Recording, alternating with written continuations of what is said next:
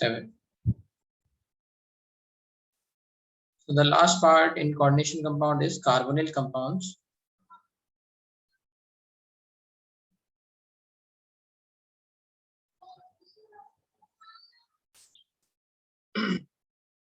And in carbonyl compounds are special type of compound. Those are called special, let's say special type of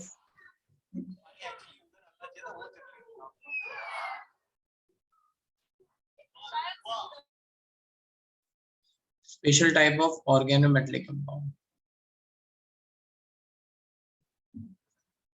So organometallic compound you have already seen in let's say organic chemistry Grignard reagent.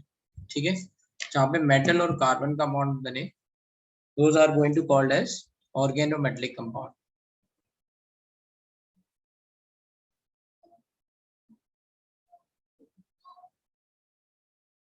Metal and carbon.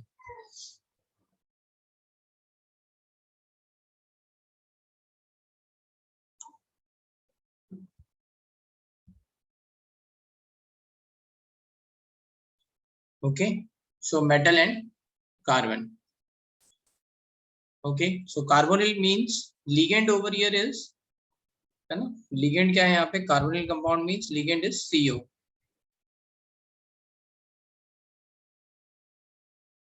है ना, carbonyl CO, carbon monoxide you can also say. So CO over here, it is a strong ligand. Strong field ligand, or you can say strong ligand, and it is also called as pi acceptor ligand. So pi acceptor ligand is a class. There are two types of ligands in terms of pi. जहाँ पे भी double bond बन रहे हैं, wherever the double bonds are going to be formed, there are two let's say two class. One is pi donor and another one is pi acceptor. है ना, pi acceptor ligands are these ligands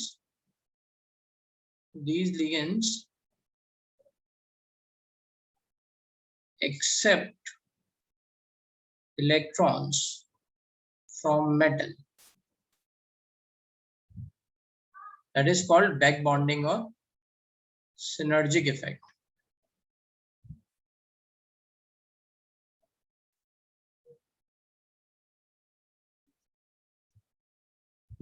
So these ligands accept electrons from metal. You can call back bonding or synergic effect. Back bonding आपने chemical bonding में पढ़ी है.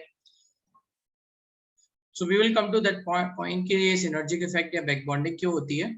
But right now pi acceptor ligand मतलब जो electron accept करें, ठीक है, कहाँ से accept कर रहे हैं?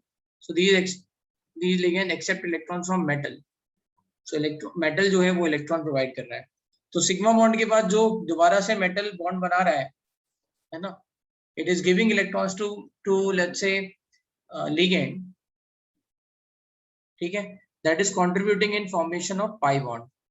So actually में हो गया रहा है यहाँ पे, ligands are donating electrons, coordinating electrons, the metal is back donating it, and this is called back donation. So it will result into partial double bond formation, sigma and pi. So that's why we are saying these are accepting pi electrons. So pi acceptor ligands. Pi acceptor ligands के examples हैं. Examples are CO, Cn minus, NO plus, now PPH3, yes, all these, etc. These are pi acceptor ligands. ठीक है? And this part is called back bonding, where metal is back donating electrons to ligand. Just started now, just started, है ना, जो लोग अभी आए, we have started from here.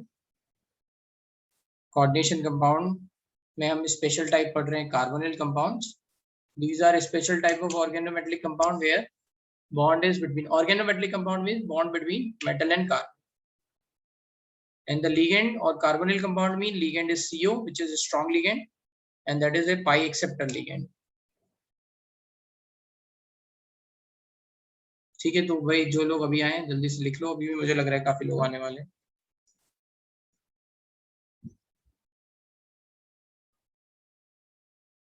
इस बार आप लोगों के सब लोगों के केमिस्ट्री में मार्क्स बहुत कम आए हैं. अभी मैं देख रहा था आपकी मार्क्स लिस्ट, सबने मतलब सबने बेकार किया है केमिस्ट्री में. इतना टफ पेपर था क्या?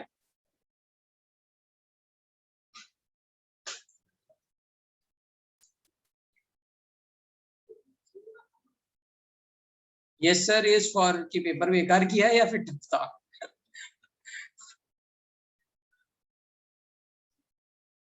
फिजिक्स और मैथ्स इजी था. पेपर सॉल्व करके देख लिया पूरा?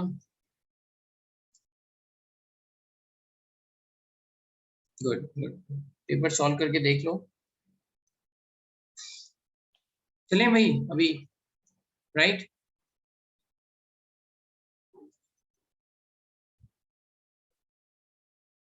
ठीक है.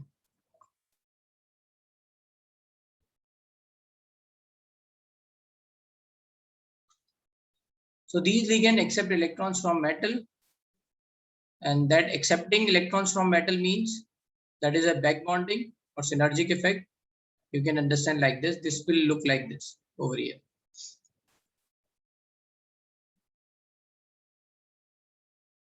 Okay.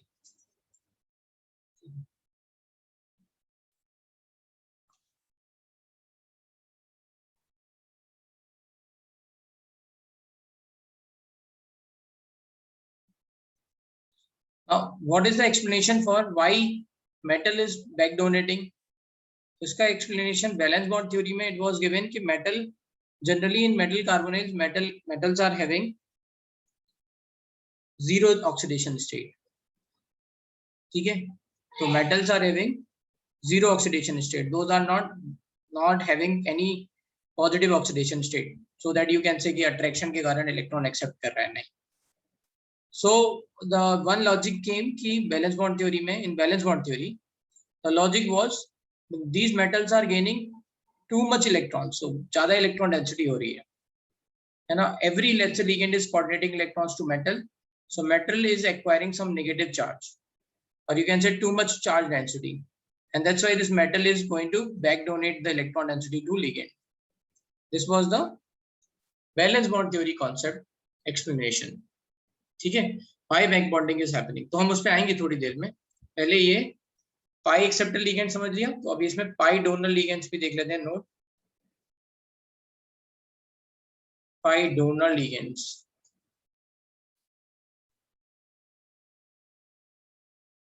पाई डोनर लिगेंड्स में जो एग्जांपल्स हैं वो हैं O2 minus, oxo ion, S2 minus, ये सब etc.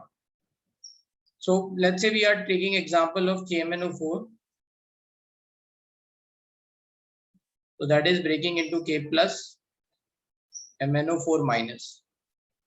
And if you are going to draw the, let's say, structure over here,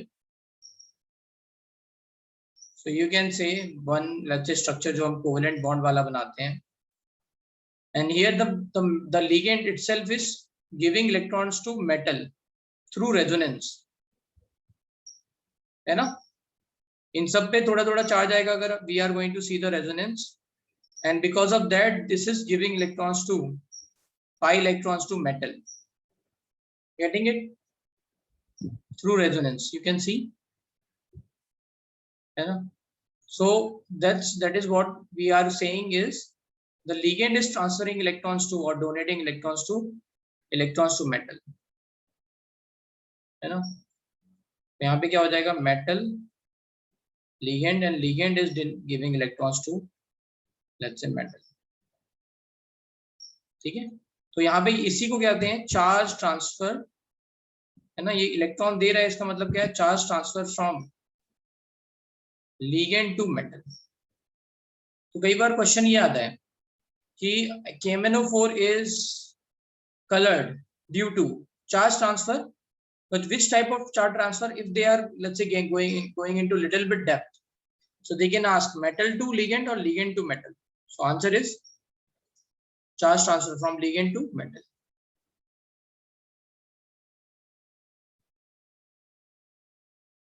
ठीक है, याद रहेगा, पाई डॉलर लिगेंड्स।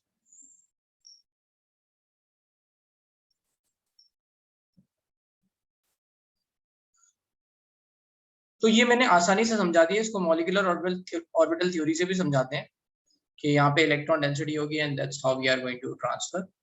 बट ये काफी आसानी से समझ सकते हो, ठीक है, ये आपने देखा भी है structure, so through resonance you can understand. ठीक है, अब हम आ जाते हैं थोड़ा जैसे bonding in carbonyl. Examples of metal carbonyls we can understand, or we can say types of metal carbonyl. Then we will study bonding in metal carbonyl. Types of metal carbonyls. So I have told you metal carbonyls की stability हम कैसे explain करते थे? Through EAN rule, है ना? We used to say कि EAN rule यहाँ हम apply कर सकते हैं, and that is a success. है ना? metal carbonyl की stability बता रहा है कौन से वाले मेटल कार्बोनिल बनेंगे, कौन से नहीं बनेंगे, इनमें काफी कुछ कंट्रीब्यूशन EAN रूल का है। तो we can say types of metal carbonyl है, मोनो न्यूक्लियर, है ना, ब्रिज्ड और binuclear and polynuclear. तो मोनो न्यूक्लियर, ब्रिज और लेट्स से बाई न्यूक्लियर और पॉली न्यूक्लियर, इन सब का रीजन, इन सब का मतलब क्या है कि इसमें एक ही मेटल है। जैसे examples you can say CrCO6, है ना, इसी में मोलिब्डेनम ले लो, मोलिब्डेनम CO6, टंगस्टन ले लो CO6, ये पूरा क्रोमियम फैमिली हो गया। Then you can write FeCO5, है ना, वी हैव सीन निकल, लेट्स से CO4, ये एटसेट्रा बहुत सारे हो गए। Now bridge और let's say bi nuclear में you can take example of Mn2 CO10, Fe2 CO9, like etc. CO2 cobalt का भी होता है, तो कई बच्चे इसमें कंफ्यूज हो जाते हैं क्योंकि cobalt is also CO and the ligand itself is CO, तो CO2 CO8 याद रहेगा ये, है ना, ये कोबाल्ट है etc. यहाँ पे एग्जाम्पल में CO3 sorry Fe3 CO12 and CO4 CO12 ऐसे, all these are types of metal carbonyls। ठीक है, यहाँ पे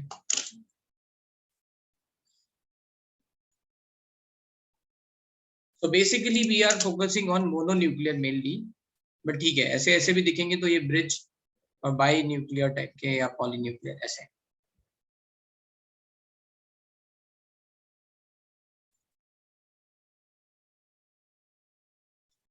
स्टेबिलिटी ऑफ carbonyl compound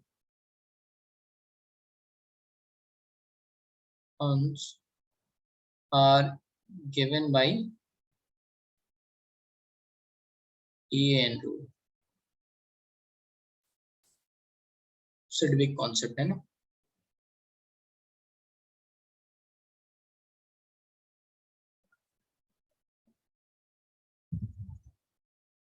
बात आती है बॉन्डिंग इन मेटल कार्बोनिल्स।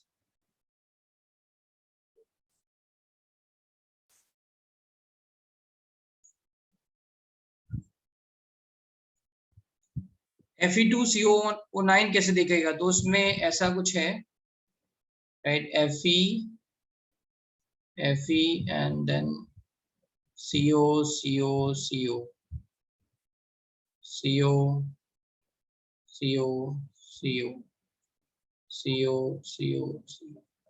ऐसे दे रखा है, ठीक है, Fe2CO9 पे।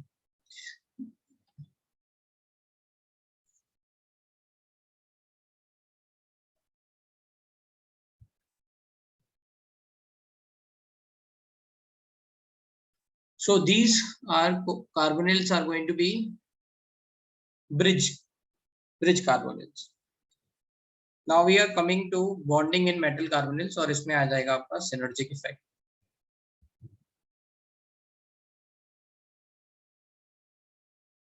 तो उसका एक्सपेरिमेंटल लेट्स से एक्सप्लेनेशन क्या है या एविडेंस क्या है एक्सपेरिमेंटल?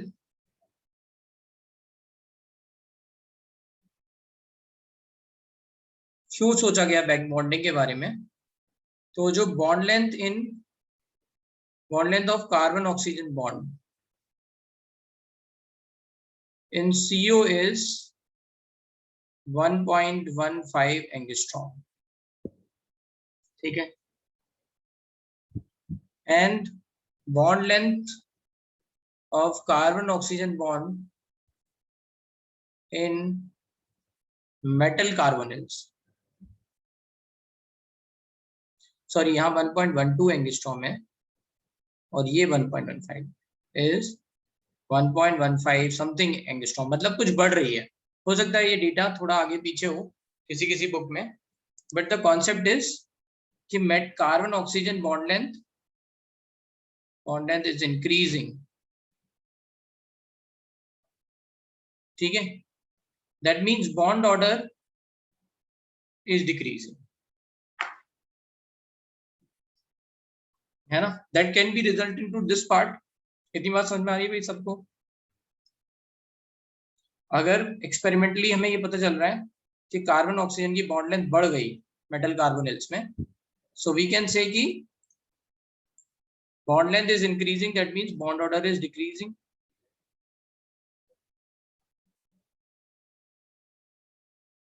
ये तो हो गया एक्सपेरिमेंटल एविडेंस कि ऐसा हो रहा है, राइट. Now what logic? तो एक्सप्लेनेशन क्या था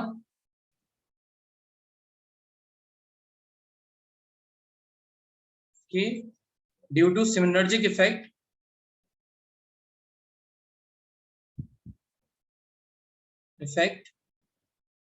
है ना, bond order between metal carbon increases and bond order between carbon oxygen decreases.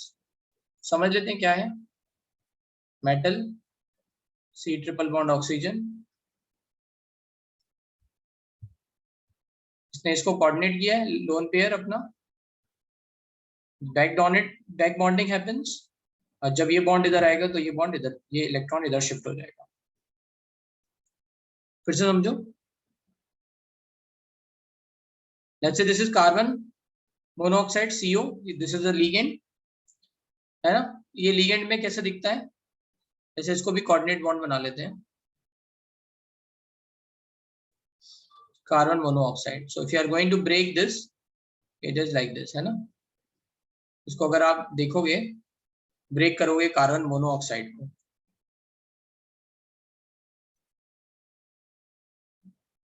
तो ऐसा कुछ है which can be broken into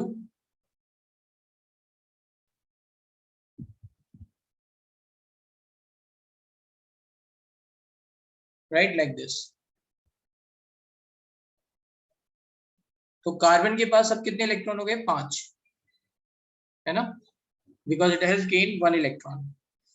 ऐसे अगर हम इसको देख रहे हैं तो इस तरह से इसको तोड़ के ये बना लिया. Now it is forming 3 bonds over here, so 1 lone pair. So that lone pair carbon is donating to metal, है ना. what is happening? metal is back donating electron density. तो जब इस पे बॉन्ड बनने लग जाएगा, मेटल और कार्बन के बीच में बॉन्ड बनने लग जाएगा, तो ये बॉन्ड थोड़ा वीक होने लग जाएगा. So that can B let's say resulted into, और यू कैन राइट कि यहाँ पे ये ऐसा कुछ हो रहा है. तो यहाँ बॉन्ड ऑर्डर बढ़ा और यहाँ बॉन्ड ऑर्डर घटा. अंडरस्टूड? इतनी बात समझ में आ गई?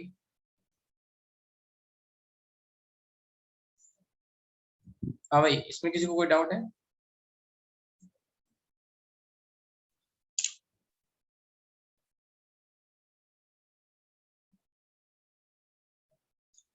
तो बस यही याद रखना है कि बैक बॉन्डिंग के कारण, मतलब ये फिर यहाँ से कॉन्सेप्ट आया कि ये सिनर्जिक इफेक्ट हो रहा होगा, है ना। तभी तो ये एक्सप्लेन कर सकते हैं कि यहाँ बॉन्ड ऑर्डर कम कैसे हुआ होगा, बॉन्ड लेंथ बड़ी कैसे होगी। बॉन्ड लेंथ बढ़ने का मतलब ही यही है कि बॉन्ड ऑर्डर जो है वो घटा है। So how this can happen, the metal density is forming bond with carbon, तो कार्बन से फिर थोड़ा सा इलेक्ट्रॉन, है ना, ऑक्सीजन की तरफ शिफ्ट हो गए, ऐसा। ये एक्सप्लेनेशन हो गया। Now the reason for explanation, or let's say the logic behind,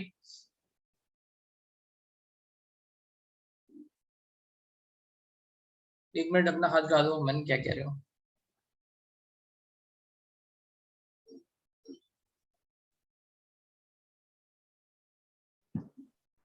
हाँ सर वो जो आपने राइट में लिखा उसके बाद से नहीं समझा। बोल तो दो कि क्या क्या लिखा मैंने। सर मतलब जो आपने क्या बोलते कोऑर्डिनेट बॉन्ड पे जो ब्रेक किया, मतलब कि रिप्रेजेंट किया, उसके बाद जो आपने किया वो पार्ट नहीं समझा। देखो ये कोऑर्डिनेट बॉन्ड है। Yes sir. कोऑर्डिनेट बॉन्ड को ऐसे ब्रेक कर सकते हैं ना कि जो इलेक्ट्रॉन यस सर। दे रहा है, डोनेट कर रहा है, तो ये माइनस और प्लस, इसमें कोई दिक्कत है? No sir. हाँ, तो अब ये माइनस का मतलब हो गया एक लोन पेयर है इसमें, right, because yes sir. carbon is having one negative electron, let's say one negative charge means carbon is having 5 electrons forming 3 bonds, तो बचे कितने, 2, 5 minus 3 2, इनसे ये इसको लोन पेयर, ये वाला लोन पेयर जो भी होगा ये डोनेट कर, यस सर। ठीक है। तो जैसे इस पे डोनेट कर रहा है, now what is we are saying कि सिनर्जिक इफेक्ट लग रहा है या बैक बॉन्डिंग लग रही है, right. This electron density is again going back to the carbon, carbon को ये इलेक्ट्रॉन दे रहा है, metal is back donating electrons to carbon. तो अब ये क्या हो गया, जब इससे इधर आया रेजोनेंस हो गया ना एक तरह से, इलेक्ट्रॉन डेंसिटी डीलोकलाइज्ड होकर कार्बन पे आई, तो फिर क्या होगा, कार्बन को ये बॉन्ड ब्रेक करना पड़ेगा। भाई अगर एक इसका रेजोनेटिंग स्ट्रक्चर लिखेंगे तो ऐसा कुछ हो जाएगा, एक resonating structure, yes sir. Not minus. इस पे तो ऑलरेडी, है ना, यहाँ पे है प्लस, तो ये 0 हो जाएगा, ये रहेगा आपका इस तरह से। Yes sir.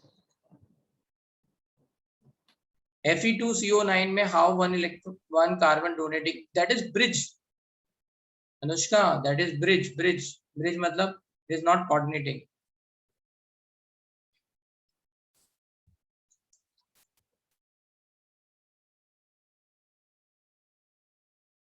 मेटल पे चार्ज प्लस चार्ज आएगा, हाँ मेटल डोनेट, हाँ इससे लूज कर रहा है तो इस पे प्लस चार्ज आएगा। एक मिनट, इससे गया, इसको मिला, राइट, तो इसका तो न्यूट्रल हो गया, और इसका माइनस का माइनस ही रहा, तो इस पे प्लस आ जाएगा, मेटल पे प्लस आ जाएगा, मेटल पे प्लस आ जाएगा। But anyway you are able to understand this point ना, कि ये इससे जाएगा तो ये बॉन्ड वीक होगा। हाँ भाई अमन, क्लियर है, ठीक है, ओके गुड। अब इस, है ना, लॉजिक बिहाइंड सिनर्जिक इफेक्ट क्या था, है ना, लॉजिक बिहाइंड सिनर्जिक इफेक्ट।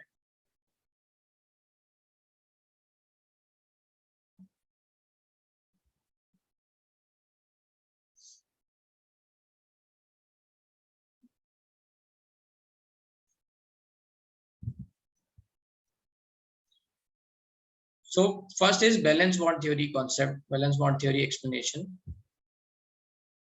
कि मतलब ये synergic effect हुआ क्यों। So generally metal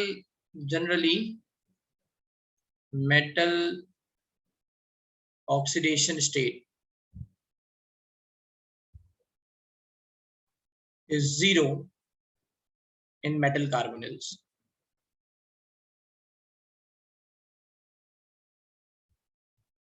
तो जब मेटल कार्बोनिल, जैसे एग्जांपल ले लें हम NiCO4, तो CO तो न्यूट्रल लिगेंड है, तो निकल पे भी फिर क्या आएगा, 0 oxidation state, FeCO5 again the same thing, है ना, ये न्यूट्रल लिगेंड है, तो Fe पे क्या आएगा, 0, लेट्स से, है ना, so etc. तो है ना, metal oxidation state is 0 in metal carbonyls, hence when ligands donating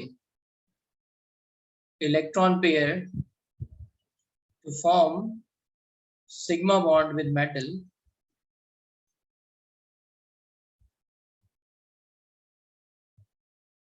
metal acquire, metal gain excess charge electron density, excess electron density, and metal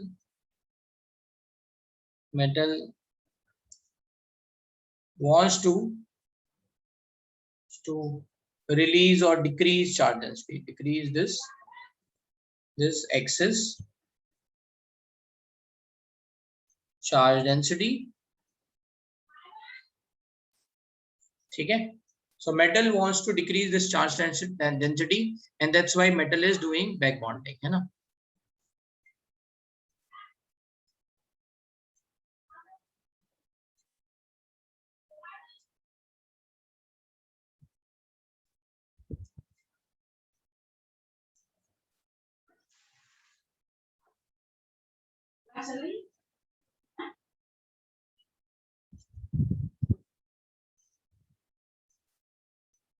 ठीक है, hence metal back donate electron density to ligand.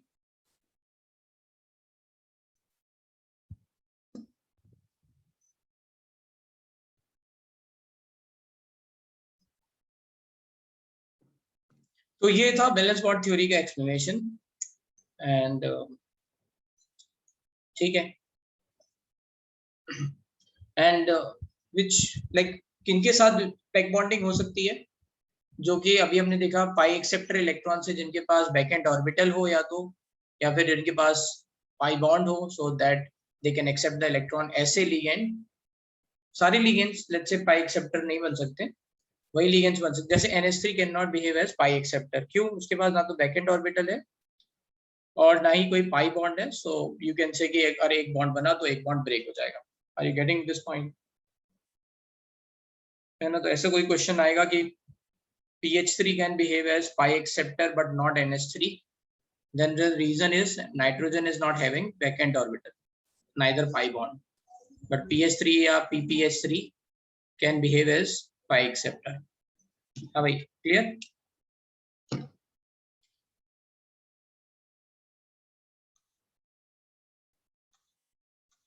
अब बात आता है molecular orbital theory explanation.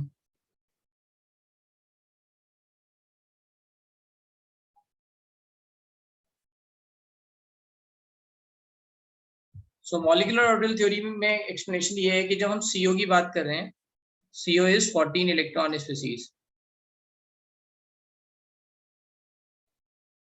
It's not about CO, it's also, let's say, you can apply the same thing for Cn minus and NO plus, है ना. So to behave as pi acceptor, it should also have back and d orbital, either back and d orbital or pi electrons. मतलब भैया electron अगर मिल रहा है तो उसे रखने के लिए जगह भी तो चाहिए ना. जहाँ जगह नहीं होगी वहां थोड़ी ना हो जाएगा.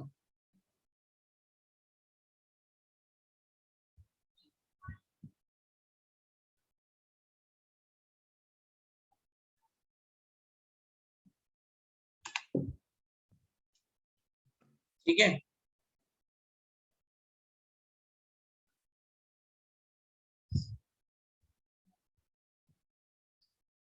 So CO is 14 electron species. चलो भाई सब लोग इसका मॉलिक्यूलर ऑर्बिटल थ्योरी के हिसाब से इसका फिलिंग करो. लेट्स से देखिए कितने लोगों को ऑर्डर याद है.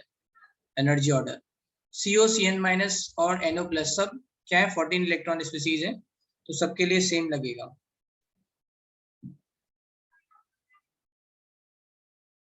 अरे बॉन्ड ऑर्डर मुझे पता है, तुम लिखो पहले ऑर्डर, एनर्जी ऑर्डर. ठीक है, एनर्जी ऑर्डर में चाहता हूँ. मुझे होमो लूमो बताओ. Highest occupied molecular orbital, lowest unoccupied molecular orbital, वो चाहिए.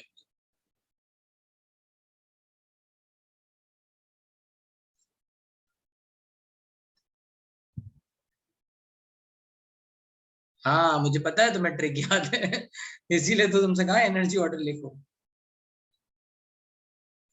अरे भैया जो पूछा गया वो नहीं बताएंगे, सब इधर उधर की बातें बता रहे हैं, डायमैग्नेटिक ये वो. जो होमोलुमो बताओ मुझे.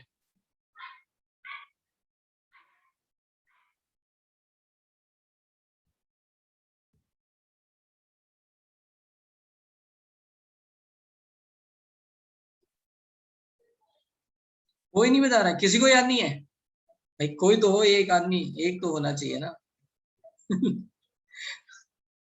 देखो तुम्हारे रिफ्लेक्सेस।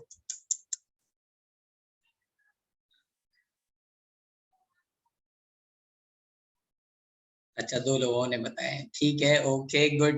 गुड, सही है। ये क्या है? सिक्स क्या है? सिक्स थोड़ी ना होम। अरे भाई लो, मैं लिख देता हूँ, चलो अच्छा।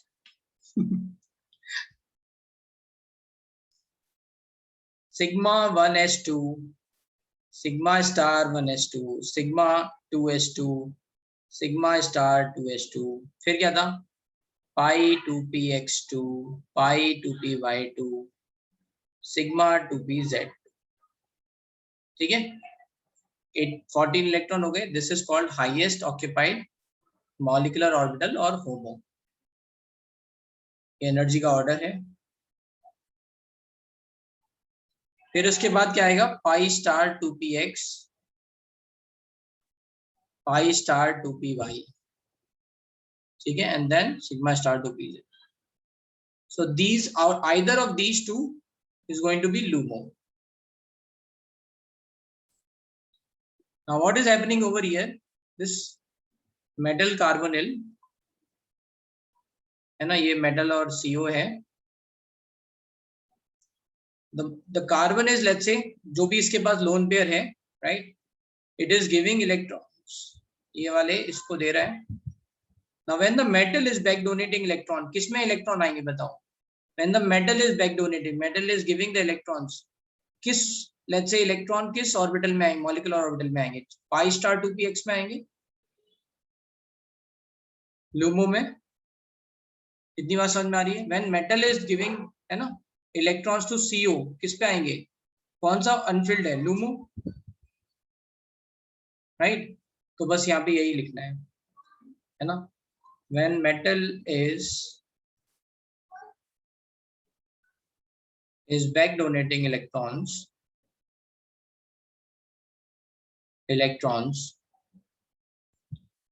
टू पाई स्टार 2px और pi star 2py, number of anti-bonding electrons increases, number of anti-bonding electrons increases, bond order decreases, bond length increases। समझ में आया? मेटल किस में बैक डोनेट कर रहा है? पाई स्टार 2px या पाई स्टार 2py में। तो जब इसमें इलेक्ट्रॉन्स आएंगे तो फिर क्या हो जाएगा? Number of anti bonding electrons बढ़ जाएंगे। हाँ भाई, number of anti bonding electrons बढ़ेंगे तो बॉन्ड ऑर्डर क्या होगा? कम कम हो जाएगा, बॉन्ड लेंथ बढ़ जाएगी।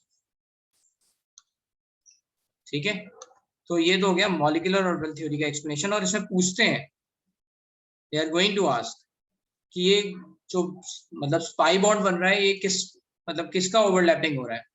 तो यहाँ ओवरलैपिंग आप बता सकते हो किसका हो रहा है? डी ऑर्बिटल ऑफ मेटल्स, है ना। ये किसका हो रहा है?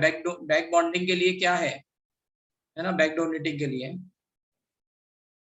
डी ऑर्बिटल्स ऑफ मेटल्स, क्योंकि इलेक्ट्रॉन्स किस में आ रहे हैं? Back and D orbital of metal में आ रहे हैं, है ना, कोऑर्डिनेट करके। तो D orbitals of metal overlapping with pi star molecular orbital of CO। तो किसकी ओवरलैपिंग हो रही है? डी ऑर्बिटल ऑफ मेटल की, किससे? Pi star molecular orbital of CO से। कोई कंफ्यूजन? समझ में आ गया? बस अब इसमें यही दो तीन चीजों पे क्वेश्चन पूछे जाते हैं, और एक चीज पे और पूछे जाते हैं, वो मैं अभी बता दूंगा। और मेटल कार्बोनिल में कुछ खास नहीं है। ठीक है,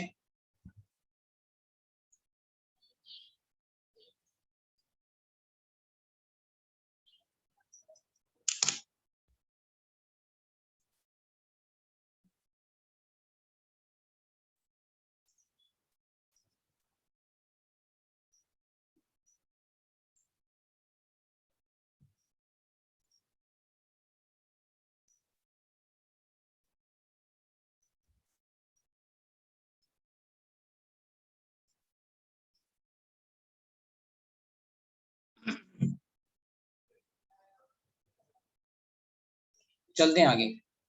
तो इसमें कभी कभी पूछा जाता है which of the following let's say complexes is having maximum carbon oxygen bond length, ऐसा कुछ क्वेश्चन पूछा जाएगा। ठीक है, जैसे I will tell you one example, which of the following complex is having maximum carbon oxygen bond length. मान लो ये क्वेश्चन है एंड ऑप्शंस में दे रखे हैं VCO6 माइनस,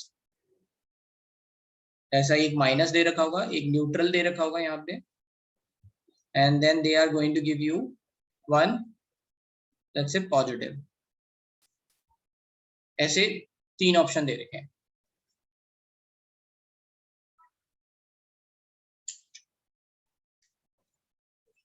ठीक है, लूमो मतलब least unoccupied, lowest unoccupied molecular orbital. ठीक है, तो वो कुछ भी हो सकता है, पाई स्टार भी हो सकता है, एंड नहीं ये पता है ये किससे आ रहा है, ये वेनेडियम 23 है ना, 23 प्लस 12 कितना हुआ 35, राइट, प्लस 1 सुशील है ना, ये 36 हो गया। ऐसे ये लिखा हुआ है, बस जस्ट क्वेश्चन को समझो आप, अपना दिमाग मत लगाओ अभी, है ना, just listen to me. Positive हो गया, इसका मतलब क्या है, एक इलेक्ट्रॉन निकाल दिया गया। यहाँ इलेक्ट्रॉन की बातें कर रहे हैं ना, तो ये मत कहना यहाँ सिर्फ पॉजिटिव है तो माइनस क्यों लिख दिया।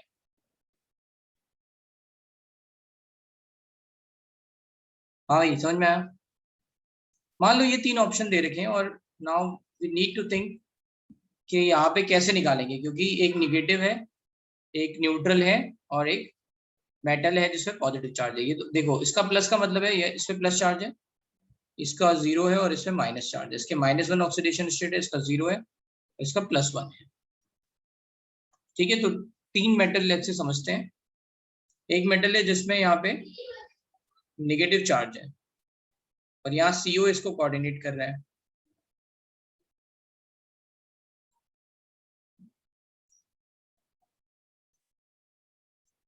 एक मेटल है जिसपे न्यूट्रल चार्ज है, लेट्स से यहाँ पे CO इसको कोऑर्डिनेट कर रहा है, और एक मेटल है जिसपे प्लस चार्ज है। ठीक है, ये कोऑर्डिनेट लोन पेयर कोऑर्डिनेट कर रहा है इसको।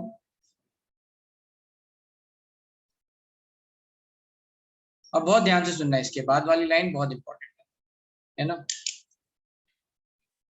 तो जिस मेटल पे ऑलरेडी नेगेटिव चार्ज है उसको और चार्ज डेंसिटी मिल रही है, मतलब बैक बॉन्डिंग स्ट्रांग होगी, वीक मेटल क्या करना चाहेगा, ज्यादा से ज्यादा इलेक्ट्रॉन डोनेट करना चाहेगा, ज्यादा से ज्यादा इलेक्ट्रॉन डोनेट करना चाहेगा, है ना, दिस बैक बॉन्डिंग है ना स्ट्रांग।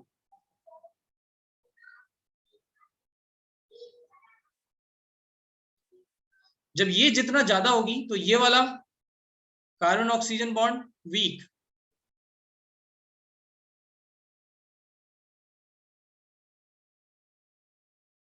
और you can say carbon oxygen bond order decreases. हाँ भाई इतना बात समझ में आई। अगर इससे इस पे नेगेटिव ज्यादा होगा तो ये ज्यादा let's say electron back donate करेगा, तो यहाँ बॉन्ड ऑर्डर बढ़ेगा, तो यहाँ पे कम होगा, तो बॉन्ड लेंथ क्या होगा, हो जाएगी, बढ़ेगी, राइट। अब यहाँ पे देखते हैं प्लस में, इसमें पॉजिटिव चार्ज है, if you are giving electron density metal will welcome it. हाँ दो भाई मुझे, है ना, मैं तो पॉजिटिव हूँ ऑलरेडी, रो रहा था, है ना, इलेक्ट्रॉन मुझसे लुट गए थे, happily accepting it. Back donate करेगा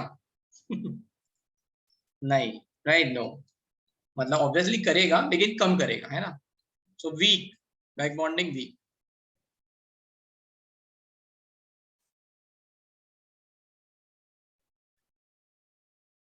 कार्बन ऑक्सीजन बॉन्ड स्ट्रॉन्ग। तो अगर उन्होंने क्वेश्चन में, हो सकता है इस क्वेश्चन में carbon oxygen bond length minimum पूछ रहे होते हैं, तो हम समझ जाते हैं, है ना, मतलब अब हमें ऑर्डर समझ में आ गया, जितना ज्यादा नेगेटिव होगा उतना ज्यादा बैक बॉन्डिंग स्ट्रांग होगी, करेक्ट। तो कार्बन ऑक्सीजन बॉन्ड ऑर्डर क्या हो जाएगा, हाई हो जाएगा, and carbon oxygen bond length मतलब बॉन्ड ऑर्डर हाई होगा और बॉन्ड लेंथ कम होगी।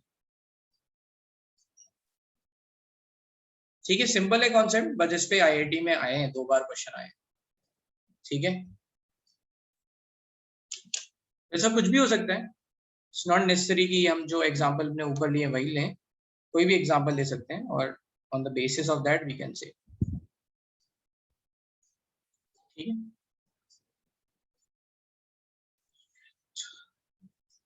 तो आई थिंक ये कंप्लीट हो गया, मतलब इस इतना ही है। इसमें कुछ और बातें हैं, जैसे मैंने बैक बॉन्डिंग बता दिया आपको। ऑर्गेनोमेटेलिक कंपाउंड के जैसे एग्जांपल पूछे जाते हैं कि कौन से कंपाउंड्स ऑर्गेनोमेटेलिक कंपाउंड हैं, कौन से लेट्स से, तो उसमें आपको याद रखना है मेटल और कार्बन के बीच में जहां बॉन्ड बन रहा है। ठीक है,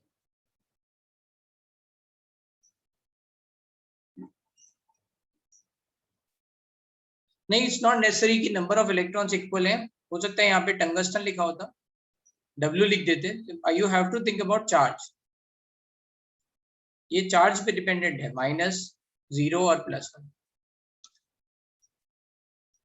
कॉन्सेप्ट देखो ना, कॉन्सेप्ट समझ में आ रहा है ना, ये इसका, इसके नंबर ऑफ इलेक्ट्रॉन से कोई लेना देना नहीं है, चार्ज से लेना देना है।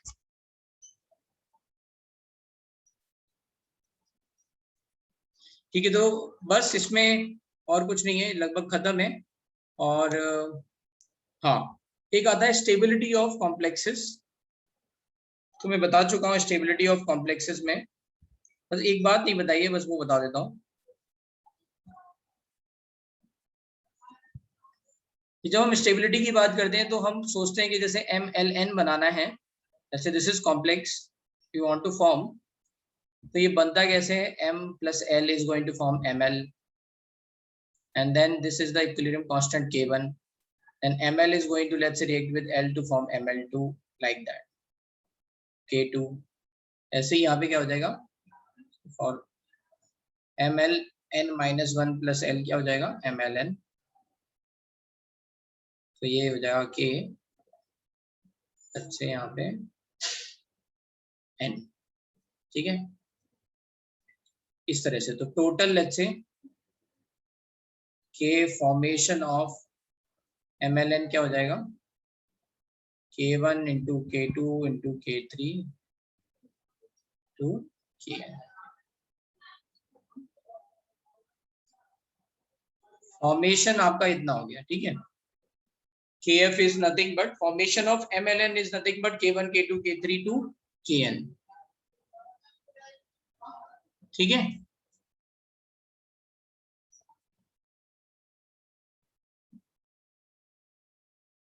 अरे भाई अमन हम इन तीनों में कंपेयर कर रहे हैं we are talking about these 3, comparison हो रहा है। यहाँ बॉन्ड ऑर्डर बढ़ा नहीं, मतलब हायर है एक तरह से, यू कैन से हायर। ठीक है, मतलब इसका ज्यादा गिर गया, इसका भी गिर गया, इसका उतना नहीं गिरा, so it not increased, can say higher.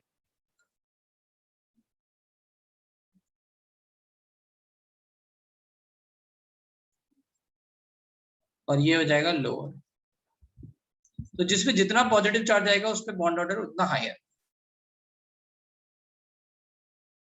Second वाले केस में भी बैक बॉन्डिंग होगी, देखो बैक बॉन्डिंग सब में हो रही है, just think of this back bonding as a percentage, मतलब बैक बॉन्डिंग होगी चाहे 1% हो चाहे 50% हो। ठीक है, just think like this, back bonding होगी, तो बैक बॉन्डिंग जितनी होगी उसके हिसाब से ये बॉन्ड वीक होगा। ठीक है, so then you can understand, अच्छा यहाँ ज्यादा परसेंटेज हुआ मतलब ज्यादा बैक बॉन्डिंग हुई, लाइक दैट। तो इसमें किसी को कोई कंफ्यूजन नहीं है, हम चलें आगे देन।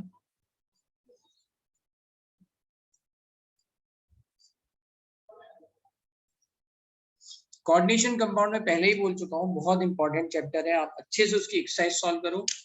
एक आध चाहो तो एक आध IIT वाले जो अगर आपने पुराने वो पेपर ले लिए हो मेंस और एडवांस वाले, उनसे भी सॉल्व करो।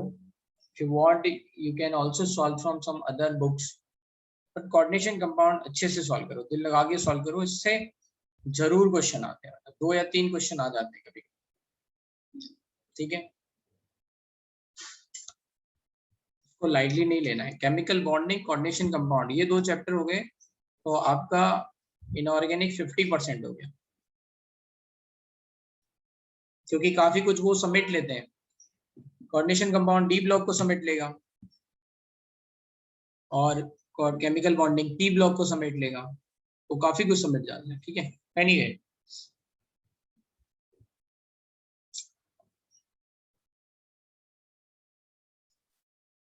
कुछ भी कर लो, मतलब जो भी हो, जहां मिले वो कर लो। ठीक है, anyway we will come to this point. तो हम बात कर रहे हैं, ये तो भाई एक्सपेरिमेंटली डिटरमाइंड वैल्यूज हैं, वी डोंट नो, है ना, K formation, but factors affecting stability of complexes क्या था? तो हमने देखा था चार्ज ऑन मेटल,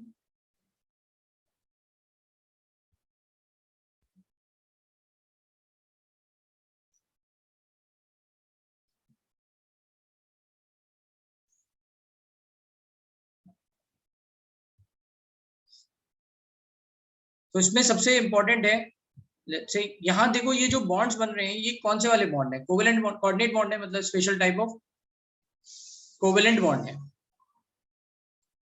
है ना। अगर इसको उस नजर से देखो आयनिक बॉन्ड के हिसाब से कि इस पे पॉजिटिव चार्ज है, यहाँ लिगेंड है एक, राइट, पोलराइजेशन हो रहा है, राइट, लाइक दैट। ठीक है, तो यहाँ पे एक कोवेलेंट करेक्टर आ रहा है, कोवेलेंट बॉन्ड है, तो factors affecting stability of complex में आता है चार्ज ऑन मेटल आयन,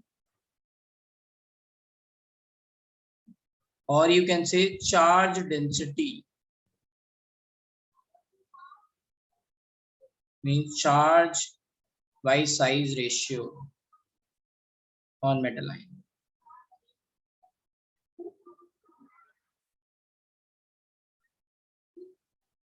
ठीक है, हेंस इसमें एक ऑर्डर है, हेंस और +2 ऑक्सीडेशन स्टेट,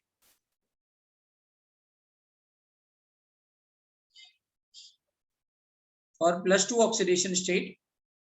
ठीक है, स्टेबिलिटी ऑफ कॉम्प्लेक्स क्या है?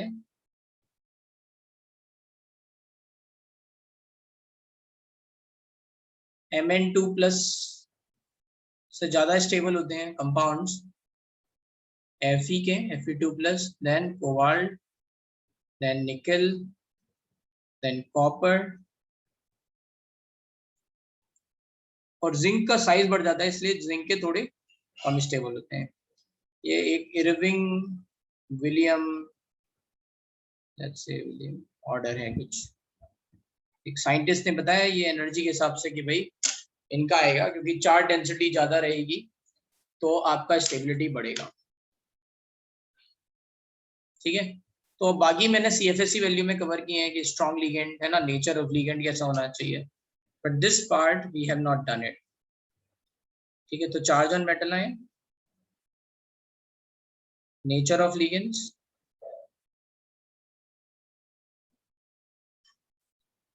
है ना, and chelation. And chelation is very very important, let's say concept.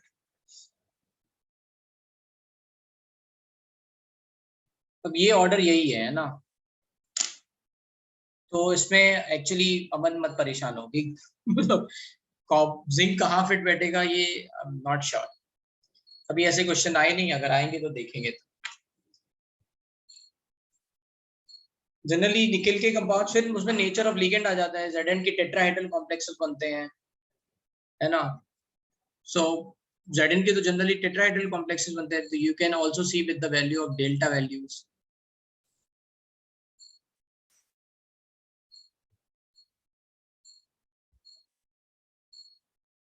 अब मेरी बात समझ में आ रही है, आई फॉलोइंग? ठीक है, तो ये स्टेबिलिटी ऑफ कॉम्प्लेक्स आ गया, और अब आप लोगों को ये खत्म हो गया है चैप्टर यहाँ पे। बस आपको क्या करना है, आपको ये पढ़ना है, ये बहुत इंपॉर्टेंट होता है, importance and application of coordination compound. तो इसमें कुछ कुछ बातें हैं, मैं एक बार गो थ्रू हो रहा हूँ, ये आप लिख लेना पूरा।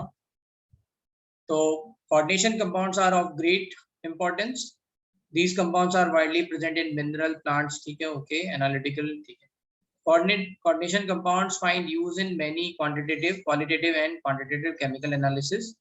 The familiar color reactive reactions given by metals with number of ligands, especially chelating ligands as a result of formation of coordination entirety. ठीक है, ये कह रहे हैं कि क्वालिटेटिव एनालिसिस में इनका यूज है। तो आपको पता है निकल के साथ डीएमजी बना के NiDMg होल ट्वाइस, ये ऐसे, right, this is going to give you red colour. तो एक तरह से ये एस्टिमेशन ऑफ निकल के लिए आ गया है ना, तो ये थोड़ा ज्यादा फेमस है तो मैंने यहाँ बता दिया, right. And these are chelating, let's say ये कह रहे हैं कि चिलेटिंग लिगेंड्स जो हैं, जैसे डीएमजी भी चिलेटिंग लिगेंड है बाइडेंटेड, ठीक है, तो वो बता देते हैं कि कौन सा फॉर्मेशन होगा, right. So form okay, example of such reagents are EDTA, DMG, है ना, ओके। नेक्स्ट है hardness of water is estimated by simple titration with Na2 EDTA। तो होता क्या है, EDTA कैल्शियम और मैग्नीशियम के साथ बहुत मतलब स्टेबल कॉम्प्लेक्स बनाता है EDTA। तो इसका EDTA का यूज ये भी होता है कि आपका ब्लड में कितना कैल्शियम है उससे भी आप पता लगा सकते हो, कितना रिएजेंट बाइंड हो रहा है, मतलब कितना लिगेंड आपके ब्लड से बाइंड हो रहा है, उससे भी आप पता लगा सकते हो। So anyway this is going to be formed by, तो हमें पता चल जाएगा कि कैल्शियम कितना है। हार्डनेस ऑफ वाटर का मतलब क्या है?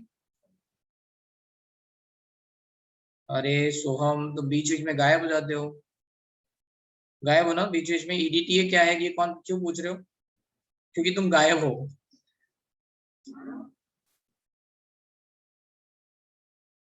हाँ, तो यही होगा, जब गायब रहोगे तो यही होगा।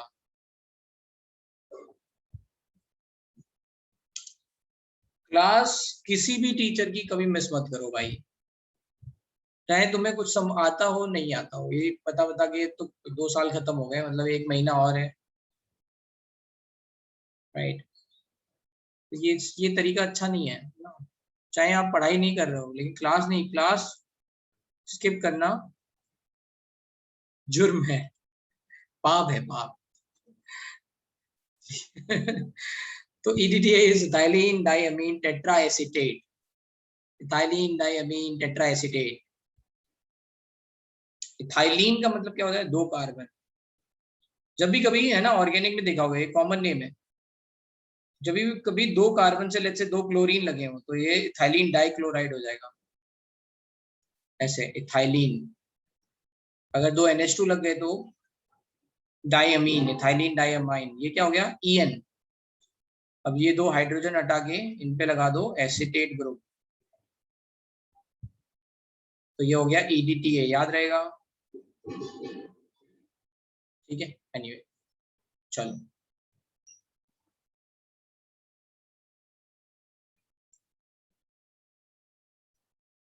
सेमेस्टर एग्जाम है तुम लोगों का? ये कौन है? पीयूष। पहले तो पहली बात है, ये पीयूष असरानी को मैं पहली बार देख रहा हूँ। कौन हो भाई तुम? पूरी क्लास में आज ही दिखे हो।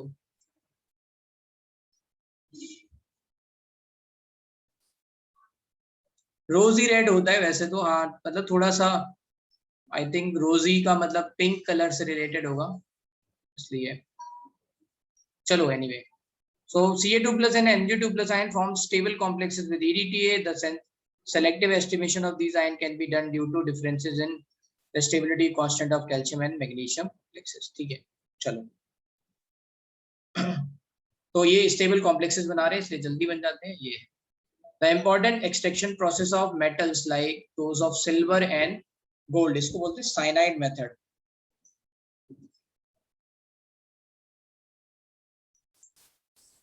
तो जो गोल्ड होता है ना, गोल्ड या फिर सिल्वर, ये Cn के साथ रिएक्ट कर लेता है, तो AuCN होल ट्वाइस माइनस, यहाँ याद रखना ये +1 ऑक्सीडेशन स्टेट में होगा, ऐसे AgCN होल ट्वाइस, ये +1 ऑक्सीडेशन स्टेट में होगा, ये बना, सॉरी, इसको बोलते हैं साइनाइड मेथड, और इसको लीचिंग भी बोलते हैं। सुना है लीचिंग टर्म? तो लीचिंग का मतलब क्या होता है कि हम लेट्स से, हाँ, इसको केमिकली लेट्स से हम जो है मेटल को एक्सट्रैक्ट कर रहे हैं, तो मेटल ओर लिया आपने, अब जो मेटल ओर है उससे आप चाहते हो कि गोल्ड निकालने हैं, तो उसमें ऐसा कोई केमिकल डाल दिया जिसमें वो सॉल्युबल हो जाए। कॉम्प्लेक्स बनने का मतलब है सॉल्युबल हो जाए, सेपरेट कर लिया आपने वो कॉम्प्लेक्स सॉल्यूशन के थ्रू। फिर इससे AU को रिड्यूस करा देते हैं, कैसे? जिंक से। Zinc is more reactive metal, तो ये Zn के साथ कॉम्प्लेक्स बना लेगा और ये AU बाहर आ जाएगा। इसको बोलते हैं, है ना, ये है गोल्ड की मेटलर्जी। ठीक है, बहुत सिंपल है ना, साइनाइड मेथड से बस हो गया, गोल्ड निकल गया, एक्सट्रैक्शन आसान है। ठीक है, तो यहाँ पे क्या हो गया, like those of silver and gold make use of complex formation. Gold for example combines with cyanide in the presence of oxygen water to form coordination and tidy in aqueous solution. Gold can be separated in metallic form. Metallic form मतलब you can reduce it from this solution by addition of zinc. ठीक है, चलो। Similarly, purification of metal can be achieved through a formation of subsequent decomposition of their coordination compounds. तो जैसे यहाँ पे क्या होता है कि निकल जो है, यहाँ पे निकल की बात कर रहे हैं, ये क्या करता है, निकल कॉपर CO से मिलके, कार्बन मोनोऑक्साइड से मिलके निकल कार्बोनिल बनाता है और इसकी वेपर बनाता है। इसकी क्या बनाता है, वेपर। इसकी आसानी से वेपर बन जाती है।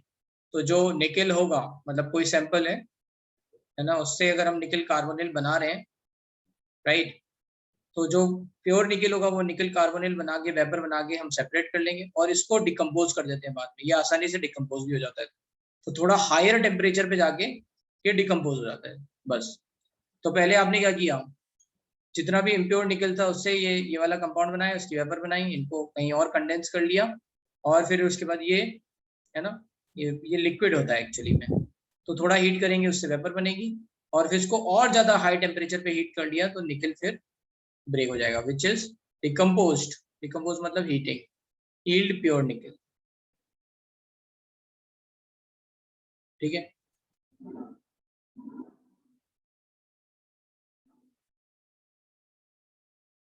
चलो लिख लो।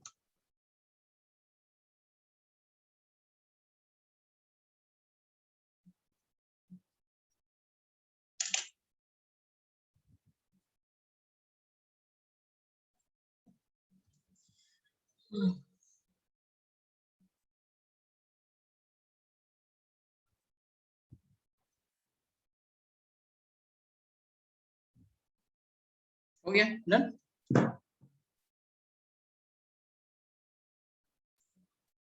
Coordination compounds of great importance in biological system. तो बस इसमें याद रखना है, क्लोरोफिल में कौन सा लेट्स से मेटल होता है क्लोरोफिल में?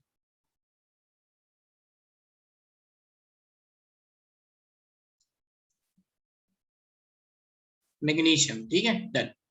तो ये जो ग्रीन कलर आता है ना, the pigment responsible for photosynthesis, chlorophyll is a coordination compound of magnesium. Haemoglobin में आयरन, आप सबको पता है, haemoglobin the red pigment of blood which acts as a oxygen carrier is a coordination compound of iron. और ये दो पता है, लेकिन ये कई लोगों को नहीं पता होता। विटामिन B12, इसमें क्या होता है, कोबाल्ट होता है। तो साइनोकोबालामाइन है ना, ये लिखा हुआ है, the anti pernicious anaemic anaemia factor is a coordination compound of cobalt. तो बस B12 और पता चल गया, तो आपको ये पता चल गया कि इसमें क्या क्या होता है। तो कभी match of the following type के क्वेश्चन में ऐसा कुछ आ सकता है। Among the other compounds of biological importance with the coordinated metal ions are enzymes like carboxypeptidase and a carbonic anhydrase। ठीक है, छोड़ो इसको। Coordination compounds are used as a catalyst. ये विल्किंसन कैटलिस्ट आपने पढ़ा हुआ है, रोडियम कॉम्प्लेक्स का, PPH3 है। A Wilkinson catalyst is used for hydrogenation of alkenes. Particles can be electroplated with silver and gold with much more smoothly and evenly solution of complex। Electroplated का मतलब होता है रिडक्शन ना, कि आपने एक सॉल्यूशन से उस प्लेट पे गोल्ड चढ़वा दिया ना, गोल्ड प्लेटिंग हो गया। तो कैसे करेंगे, पहले गोल्ड का सॉल्यूशन बनाएंगे, तो कौन सा होगा, साइनाइड वाला ही होगा, है ना। तो ये आपने गोल्ड का कॉम्प्लेक्स बना दिया, अब इसमें इससे गोल्ड को आपने रिड्यूस करा दिया इलेक्ट्रिसिटी के थ्रू। मतलब अभी हम जिंक के थ्रू करा रहे थे, जब मेटलर्जी था, इसमें इलेक्ट्रिकली, तो गोल्ड प्लेटिंग हो गया ये। In the black and white photography, the developed film is fixed by washing with hypo solution which dissolves the undecomposed AgBr to form a complex ion। तो आपको शायद ये नहीं पता होगा, लेकिन पहले जो फिल्म आती थी, फोटोग्राफिक फिल्म्स, जिनपे फोटोग्राफ बनते थे, आई थिंक काफी लेट हो गया, है ना, तो बहुत पहले की बात है। निगेटिव्स, करेक्ट, हाँ वही, उनको निगेटिव्स। तो सब उनमें उसमें बोला जाता था कि उसको ना डेवलप करने के लिए बिल्कुल आपको रेड लाइट चाहिए, है ना, कई मूवीज में भी कभी कभी दिखाया है कि कोई सा हीरो वगैरह है तो वो, है ना, ये ऐसे अंधेरे में रेड लाइट में जो है निगेटिव डेवलप कर रहा है, फोटोग्राफ डेवलप कर रहा है, ऐसे देखा है ना। Just I want to let's say generate as imagination की, देखो ऐसा होता है। और उसमें बोला जाता था कि अगर आप निगेटिव्स को जस्ट कैमरे से निकाल के अगर लाइट में डाल दोगे तो क्या हो जाएगा, वो खराब हो जाएगा, फिर उस पर इमेज नहीं आएगी। तो उसका रीजन क्या है वो समझ लेते हैं। तो एक्चुअली जो ये एजी की सरफेस रहती है, एजी ओवर ईयर मतलब AGBR, और उस पे जैसे जैसे लाइट गिरती है तो वो डेवलप मतलब वहां पे लाइट रिएक्ट करती है एजी से, ठीक है। और जिस पार्ट पे लाइट नहीं गिरी है ना, जैसे कैमरे से लाइट गई किसी पे, किसी के ऊपर पड़ी और उससे रिफ्लेक्ट आके फिर कैमरे ने रिसीव की, तो नेगेटिव पे उसका इंप्रेशन पड़ गया। तो जिस पार्ट पे लाइट नहीं गिरी हुई है ना, जो पार्ट ऐसा है अनलेट्स डिकम्पोज्ड पार्ट है जो, ठीक है, जिस पे लाइट रिएक्ट नहीं करी है ना, उस वाले पार्ट को हमें हटाना होता है। अगर उस पर फिर से लाइट गिर जाएगी तो क्या हो जाएगा, है ना, तो फिर तो इसीलिए इमेज खराब हो जाएगी ना। आप मेरी बात समझ रहे हो। जो पुराने वाले कैमरे आते थे, है ना, कोडैक वाले, कैनन, वो पुराने वाले हैं ना जिनमें नेगेटिव फिल होता था, तो उनमें जब आपने फ्लैश दबाया, वो लाइट गई किसी ऑब्जेक्ट पे गिरी, फिर उसके बाद रिफ्लेक्ट हुई, रिफ्लेक्ट होके वापस कैमरे पे रिसीव हुई, राइट। तो जिस नेगेटिव पे पड़ी, तो जहां जहां पे ये एक्सपोज होगा AGBR, ठीक है, जो फिल्म का मटेरियल है, वहां वहां पे उसकी इमेज आ जाएगी। और जो पार्ट एक्सपोज नहीं होगा उस वाले पार्ट को हमें हटाना होता है, राइट। तो उसके लिए हम क्या करते हैं, हाइपो सॉल्यूशन में डालते हैं उसको। तो जो AG है वो ये निकल जाता है कॉम्प्लेक्स बना के, AgH2O3, ये कॉम्प्लेक्स याद रखना है। क्या याद करना है, this complex you have to remember. बताओ इसमें AG की ऑक्सीडेशन स्टेट क्या है, +1। AG की oxidation state +1, AgH2O3 volt wise, H2O3 पे कितना 2 नेगेटिव का चार्ज है, तो ये +1 आ गया, ठीक है, ये आ गया। तो ये उसको डिसॉल्व कर लेगा। अगर ऐसा नहीं होगा, मान लो आपने हाइपो सॉल्यूशन में डालने से पहले, इसे बोलते हैं डेवलपर, इसको क्या बोलते हैं, हाइपो सॉल्यूशन को डेवलपर, ये डेवलप कर रहा है उस नेगेटिव को। तो अगर आपने पहले ही डाल दिया तो फिर क्या होगा, जो अनएक्सपोज्ड लेट्स से AGBR जो फिल्म है उस पर भी लाइट गिर जाएगी, तो फिर फोटोग्राफ बेकार हो जाएगा। तो ये काफी अच्छा है, ओके।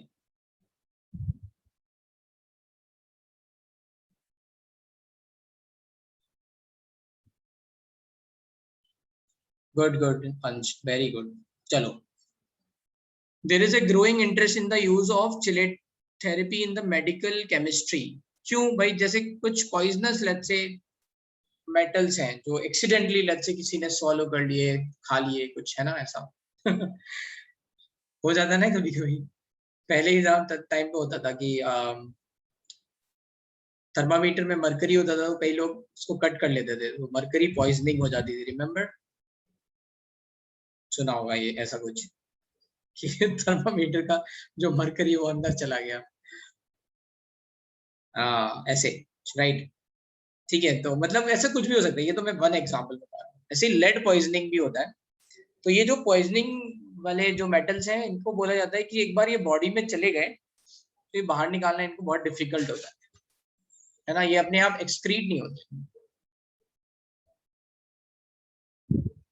एक मिनट, जस्ट वन सेकंड।